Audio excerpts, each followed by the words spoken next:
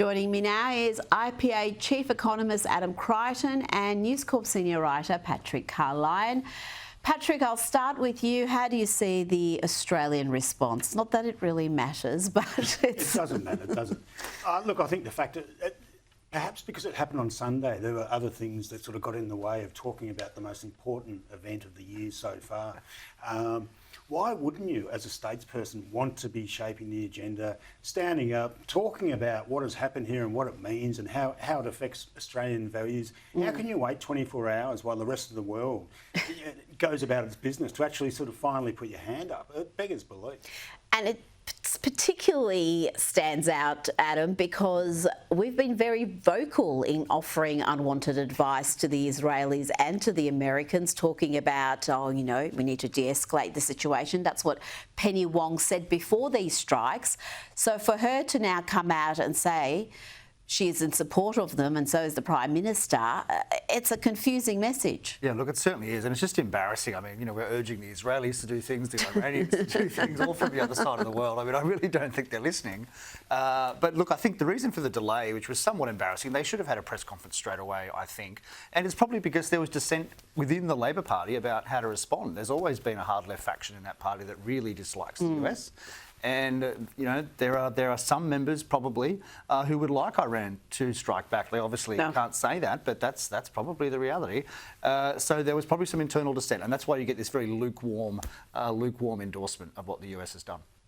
Now, the sheer complexity of the operation, which was called Midnight Hammer, I've got to say I like the name, it involved the deployment of 125 warplanes carrying 75 weapons targeting 3 Iranian nuclear sites. It even included a set of decoy flights where B-2 Spirit bombers flew over the Pacific to create a distraction. It took 18 hours to fly from Missouri to the target area, and the timing of the attacks were planned to achieve the element of surprise. The missiles punctured through the rock and detonated inside the bunkers below. Adam, it's an astonishing operation, and it seems to be, from what we know thus far, carried out flawlessly. Yeah, look, just a reminder of the extraordinary sophistication and power of the US military. I mean, if you're going to have an ally, that is the ally you want to have, the United States, certainly. No, it is just extraordinary. And apparently the target was the size of a washing machine, ultimately. And of course, these bombs are being dropped from extremely high in the air, and they hit all their targets. I mean, the Iranian regime is saying that some of it has survived. So that's what I don't kind of understand. Because if that's a complete lie, then surely their own people are going to find that out at some point. So I kind of don't know what their strategy is. I think at this stage I trust the US government over the Iranian government. But I don't know why. Success of the operation, but there's certainly mixed messaging, put it that way. There is, Patrick. I don't know why the Iranian regime wants to put it out there that we have more nuclear sites, because that's just inviting America to send more warplanes at 2:30 a.m. to blow them up. But we're now really on the verge, as close as we have been in decades, to regime change in Iran, not America, since the Islamic Revolution of 1979. This is probably the weakest that regime has been. Oh, look, you look at that operation, it was amazing, wasn't it? I mean, it's a movie title, Midnight Hammer. It'll come out one day. But there wasn't a shot fired back in anger by the Iranians. That's the amazing thing. They really are weakened and depleted. And as you say, you've got a regime that's been there oppressing a people for 40 years. There's no freedom of expression. It belongs in the Middle Ages. It is backward. And this is the closest that we've got to actually, tearing down that regime. That's exciting. It's also volatile. It's terrifying. But it is just a fascinating moment in history. Now, we'll have plenty more on the Iran-Israel conflict and the US's part in it with Josh Hammer shortly. But let's go to some local issues, to a shocking video that's emerged of a bus driver in Brisbane who was the victim of a sickening assault. Union reps say the attacker was asked to get off the bus and can then be seen trying to be pushed off before unleashing a barrage of brutal punches. A driver has been repeatedly punched in a sickening assault on board a Brisbane bus. Union officials say the attacker was asked to get off the bus near South Bank last night when he was identified as a serial abuser of bus drivers. He's seen here striking the council worker in his 50s several times, unfazed by the commuters watching on. The driver suffered ear and facial injuries, and I'm told he'll be off work for at least a week. The Rail, Tram and Bus Union says violence against its members is escalating, with incidents involving weapons and spitting on the rise. Patrick, that is so disturbing, and one of the disturbing elements of it is the bystanders. Now, I'm loath to be too critical because people don't want to become victims themselves. They're hesitant to get involved. But what happened to the whole Good Samaritan principle? What about coming to the aid of someone who's obviously being attacked viciously there? Look, I think you can understand people are sort of shocked, and some people, feel paralysed. But that went for quite a while. Nobody actually stepped in. Nobody actually thought, hang on, this is... Or even yelled out, seemingly. That's right. It's a real indictment on society, I suppose. People are too scared to get involved and not to act, and you'd like to see it. That's what you want to see. You want to see heroes, and you see examples on American flights when terrorists are taken over. They've done great things. People need to step up in those situations. To me, Adam, this is the real crisis in masculinity. It's not all this toxic masculinity nonsense we keep hearing about. This is the crisis. This is a lack of, there were men on that bus and they should have stepped forward. Now, I know it's easier said than done, but you've got someone there who's been pummeled. He could have been left with catastrophic injuries. Luckily, he hasn't been. Well, the problem is that, if someone had have tried to defend the man, I mean, they could have been charged themselves, just like, happened with Daniel Panahi, remember, in New York City, I think last year or the year before. Yeah. So I think people are slightly reluctant to get involved. I mean, I do hope with that guy that if it's found out that he's not an Australian citizen, he should be deported immediately back to his home country. I hope that's what happens. An example should be made of him. Statistically, it's possible that he's not an Australian citizen.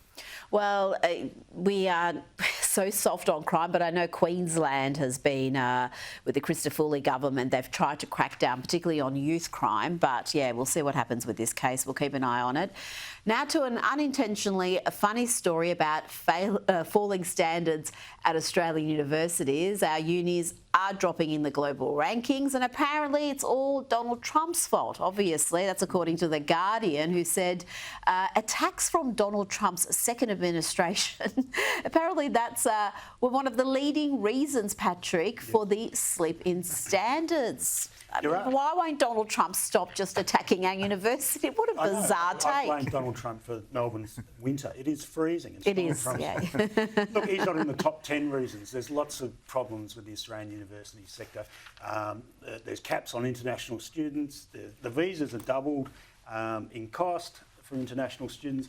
And you've also got the fact that they are hotbeds of activism. This is not about the tolerance shown for anti-Semitic sort of behaviour on campuses collectively across Australia is embarrassing and shameful.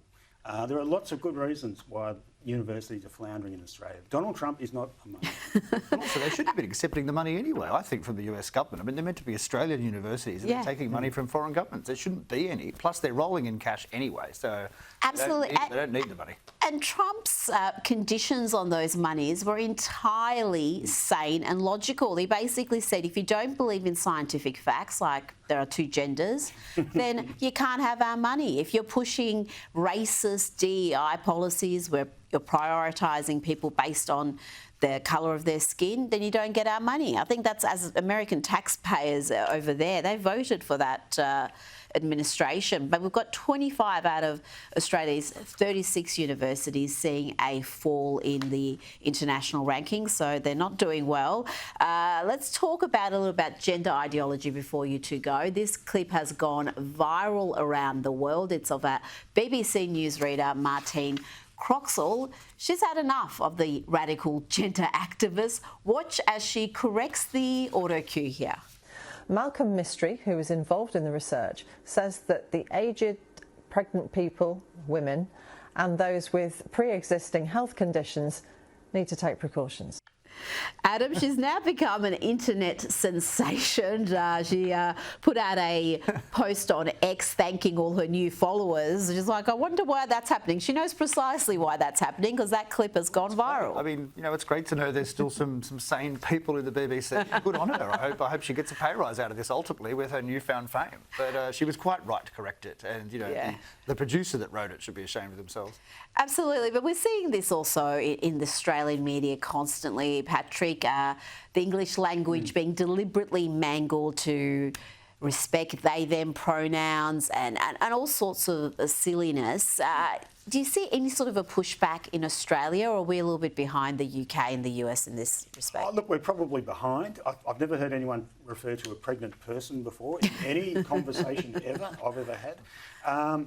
Look, it is pushing back. It has taken too long. I mean, when you've got euphemisms for all sorts of things that don't make any, chest feeding. What the hell is chest feeding? Yeah. It does need to be pushed back. I'd like to think it has started to be pushed back. But it really is out of hand, and good on her. Good on her. Absolutely. Patrick Carline, Adam Crichton, thank you so much for your time.